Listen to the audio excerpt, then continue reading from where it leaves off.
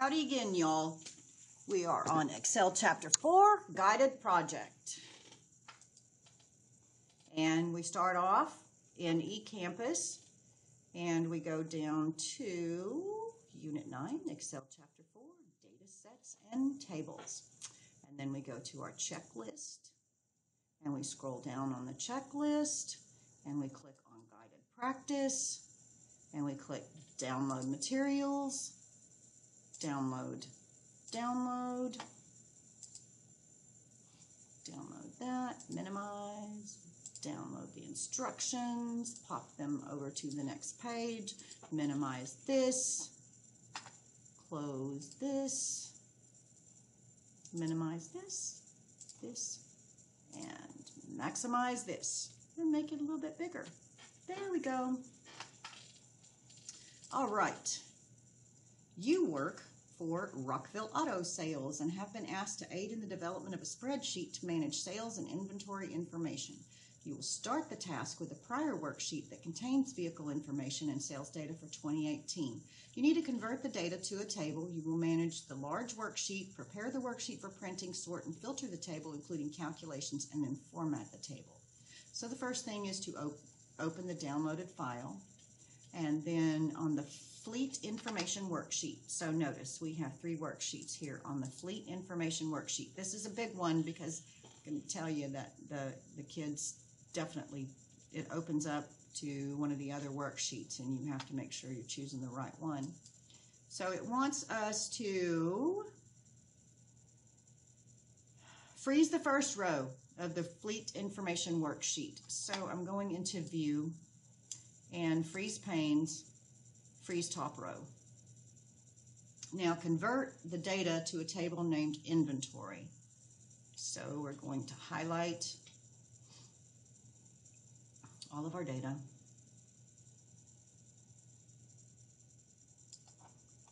And we're going to insert table. My table has headers, indeed it does. And then on the table styles, it wants us to do table style medium 19. Medium 11, 18, 19. Okay, we want to remove duplicate records. This is one of the great things that you can do in a table. Remove duplicates and to delete duplicate values. So we're just going to hit OK. And 3 duplicate values were removed and 100 unique values remain. We want to sort the table by make in alphabetical order and then add a second level sort by year smallest to largest. So by make, A to Z, and by year model, smallest to largest. Sort smallest to largest.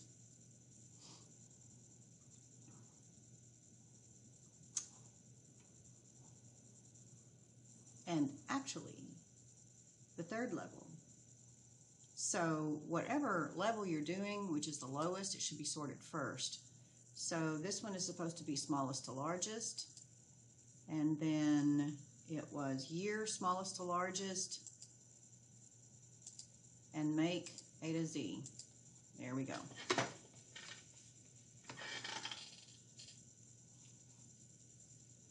So we want to repeat the field names on all pages.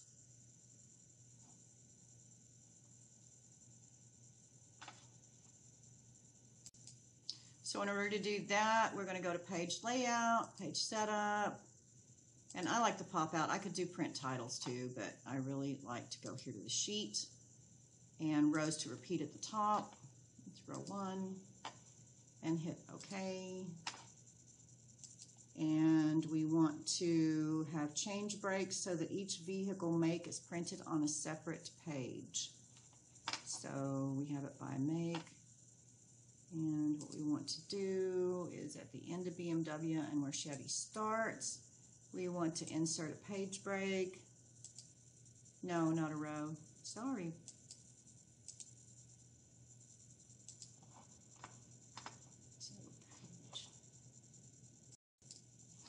In order to do that, we need to go to page break preview, or yeah, there we go.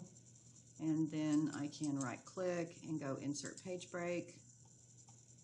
And when I click off of it, I should see it now between Chevy and Ford. Insert page break. At the end of Ford to Honda. Insert page break. No, Control Z is undo. Insert page break. And now we get to Toyota. Insert page break. There we go. We've got them all done. Add a footer. So, page layout. Open up our dialog box. Header footer. Custom footer with your name on the left side. The sheet name code in the center. Sheet name. And file name code on the right side. Okay. Okay. Click the sales information worksheet. Convert the table to the data to a table. Insert table. My table has headers, indeed it does. We want table style dark 11. Oh, we want to name it sales. So there's our table name. And we want to choose the table style dark 11, dark 11, beginner's luck. Now we want to type % of sticker in cell E1.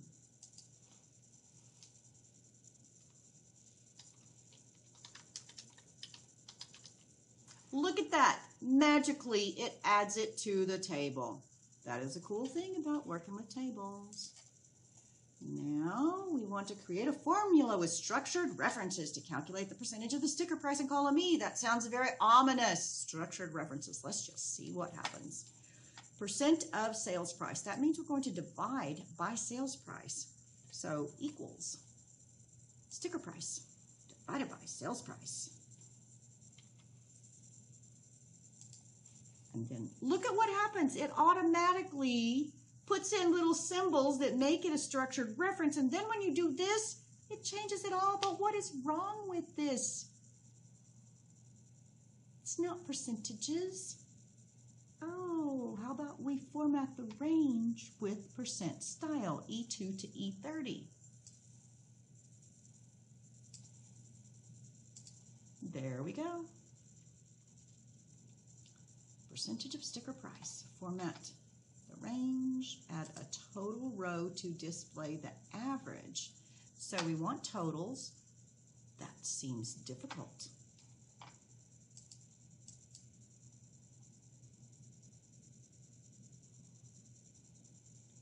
Total row. Woo woo. But we don't really want to add that up. We want the average. There we go. 124%. Now we want to auto-fit the widths of columns B through E to show the values of columns B through E, B through E. I'm just going to double click and that auto-fit. Apply solid blue filled data bars and conditional formatting to the % of sticker price. % of sticker price. Home tab, conditional formatting, data bars. It wants solid fill blue data bars. Solid fill blue, blue data bar, light data, blue data bar, solid fill blue data bar. There we go. Now we want to select the range E2 to E30. Oh, wait. Did I do that to the wrong range? No.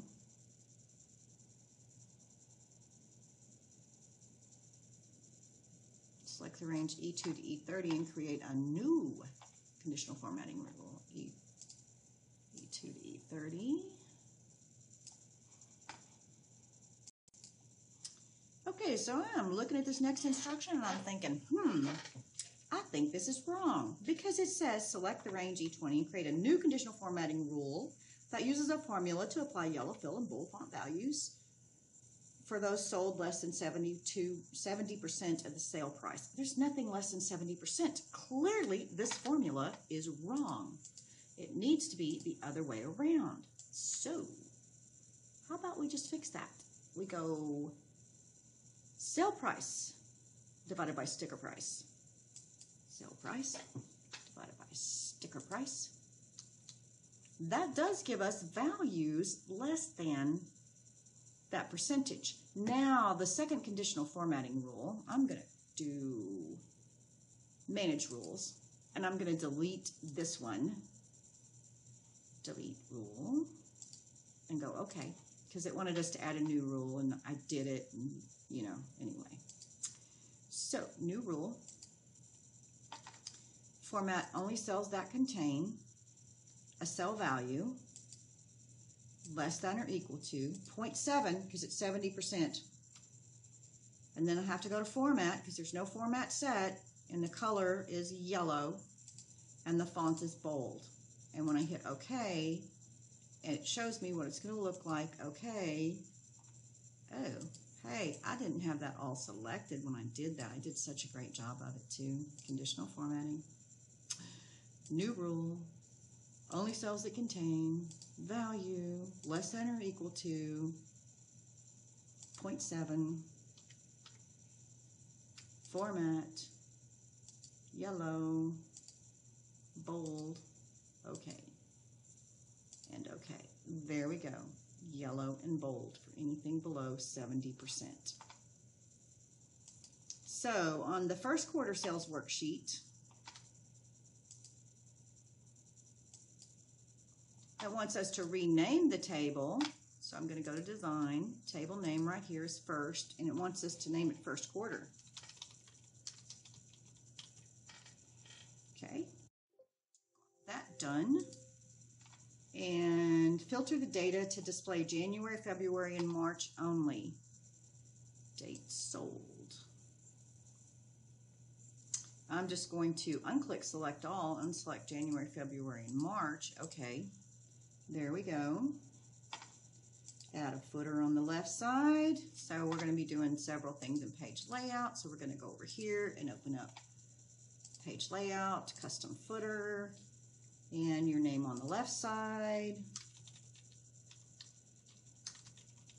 In the center section, sheet name, file name on the right side, sheet name, file name, okay.